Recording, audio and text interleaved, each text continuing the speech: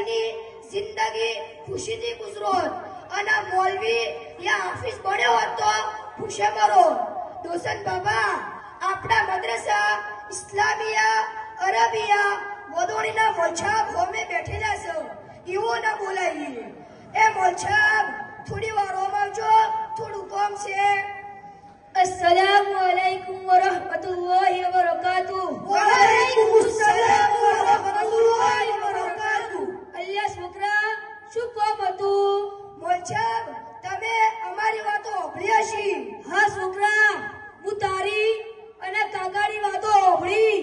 કાકા, તમારી સોચ બિલકુલ ખોટી છે કે હાફિઝ અને આલિમ ખાઈ કમાઈ નીકે.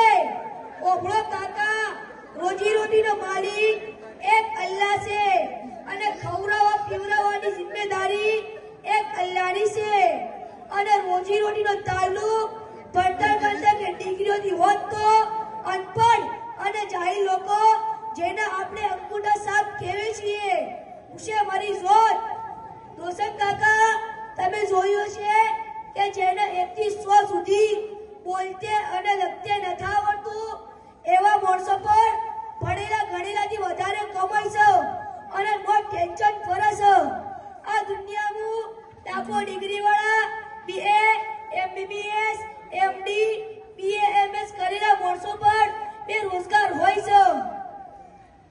દોસ્ત કાકા, તમે જોયું કે હાફિઝ અને આલિમ ખુશી માર્યો હોય કે ખુદકુશી કરી હોય કે બેકાર ફરતો હોય, હર જગ્યા એની ઇજ્જત થાય છે.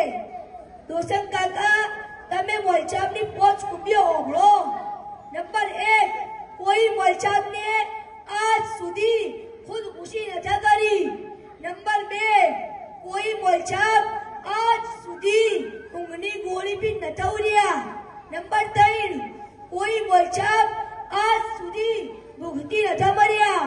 નંબર 4, આપણા સમાજનું બધોથી વધારે ચેન સુકૂન વાળી જિંદગી જીવવા વાળા મોલછાપ છે. દોસ્ત કાકા, હું એમ નથી કહેતો કે તમે છોકરાને મત ભણાવો. હારો ડોક્ટર, હારો વકીલ, હારો એન્જિનિયર બનાવો કે જે આપણા સમાજનું કામ આવે અને આપણી સમાજ આગળ વધે. પણ કાકા, હાફિઝ અને આલિમ માટે આવી નેની સોચો ઈમાનને કમજોર કરવા વાળી અને દિલથી દૂર કરવા વાળી સોચો છે.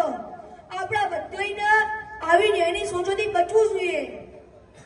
દોસ્ત કાકા, હું તો ઘોડું એટલું દૂર સમજતો હતો પણ હવે ખબર પડી કે દીવા નીચે અંધારું છે. દોસ્ત કાકા, ઓભળો, જે માણસ પોતાના છોકરાને કુરાન કઢાવશે અને એના ઉપર અમલ કરશે તો એના મા બાપને ઓયમતના દાડે તાજ પહેરાવવામાં આવશે અને 10 એવા માણસોને જન્નતમાં લઈ જાય જેના ઉપર જહન્નમ વાજિબ થઈ જશે.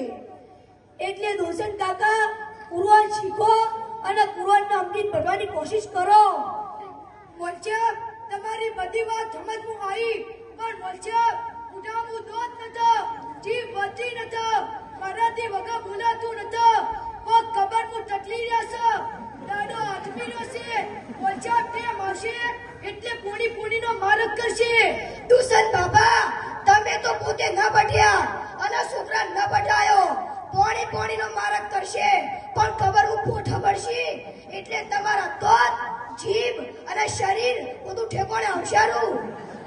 અલ્યા છોકરા, તું ચૂપ ને. એ તો મારી બાજરી મોટી મોટી વાયેલી છે, વાટી